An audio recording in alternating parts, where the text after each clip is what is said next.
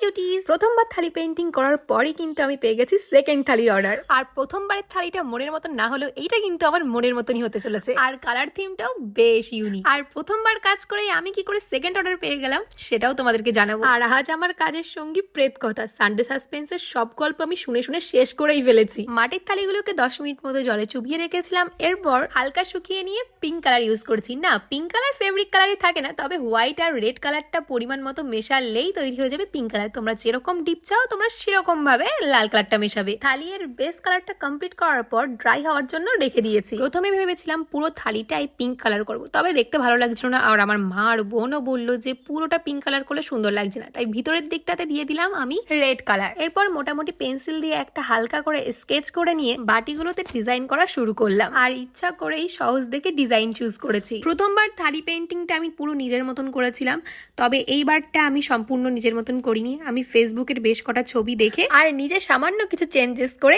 এই ডিজাইনটা করেছি। আমি ইউজ করেছি ক্যামেলের ফেব্রিক কালার, আর সবকটা ব্রাশই হলো সোনাল কোম্পানি। বাটিগুলোও কমপ্লিট হয়ে গেছিল আর থালিটাও শুকিয়ে গেছিল, তাই শুরু করে দিয়েছি রেড কালারটা করা।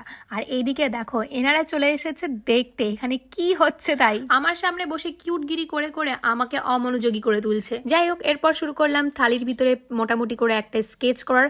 এইবার আমি থালিটা ভীষণ সাবধানে আর আস্তে আস্তে করব, কারণ আগের বার থালিটাতে আমার সবকিছু পছন্দ হয়েছিল, শুধুমাত্র এই বড় থালিটা বাদ দিয়েই। আসলে ওটা ভীষণ তাড়াহুড়ো করে করেছিলাম, তবে এটা আমি অনেক সময় নিয়ে করেছি। হ্যাঁ, এতটাই সময় নিয়ে করেছি যে সকাল থেকে প্রায় সন্ধে হয়ে গেছিল, আর সেই জন্য ফাইনাল লুকটা আমি পরের দিনের ক্লিপে নিয়েছি। যাই হোক, আমি এই ভিডিওতেই অ্যাটাচ করে দিয়েছি। সুন্দর করে তো করতেই হতো, কারণ এটা আমার ছোট্ট বুনুর জন্য। আচ্ছা, এইবার বলে আমি সেকেন্ড অর্ডার কি করে পেলাম। প্রথম থালিটা করার পর ফেসবুকে ভিডিও ছাড়ার সঙ্গে সঙ্গে আমার পিসিমণি বলে, সামনেই তো তোর বুনুর জন্মদিন, তোর বুনুকেও একটা করে দিস তো, আর কত কি নিবি সেটাও বলিস। আমি বললাম, আরে পাগল নাকি, এটা হবে আমার তরফ থেকে বুনুর জন্মদিনের গিফট। তাই বুনুর যেহেতু ফেভারিট কালার পিঙ্ক আর ওর প্রজাপতি খুব ভালো লাগে, সেই জন্যই আমি করেছি এইটা। ভিডিও শেষে ওর জন্মদিনের বেশ কিছু ক্লিপ অ্যাড করে দিয়েছি। শুধুমাত্র কিন্তু থালিতেই না, ওর কেকটাও আমি চুজ করে দিয়েছি, যেহেতু ওর পছন্দের মতনই। কেকেও ছিল পিঙ্কের ছোঁয়া আর বাটারফ্লাই। থালিতে ইয়েলো কালারটা না দিলেও ভালো লাগতো, তবে আমার মনে হয় থালিতে ইয়েলো কালারটা দিয়েই বেশি ফুটেছে। তোমাদের কি মতামত অবশ্যই জানিও। এত তাড়াতাড়ি সন্ধ্যা হয় না, কিন্তু যেহেতু বৃষ্টি চলে এসেছিল তাই আকাশটা চারপাশ অন্ধকার হয়ে গেছিল। ধরো ডিজাইন করতে করতে কোনো এক জায়গায় গ্যাপ রাখা হয়নি,